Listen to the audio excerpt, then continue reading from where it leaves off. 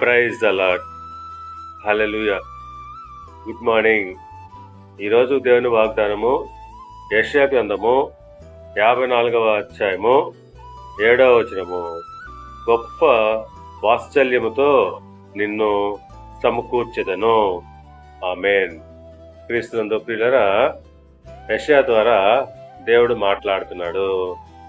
నిమిషం మాత్రము నేను నిన్ను విసర్జించి తిని గొప్ప వాత్సల్యంతో నిన్ను సమకూర్చుతునని అంటున్నాడు.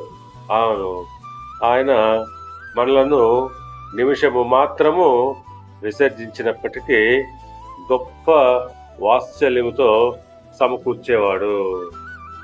అవును, ఆయన ఎల్లప్పుడూ కోపించేవాడు కాడు.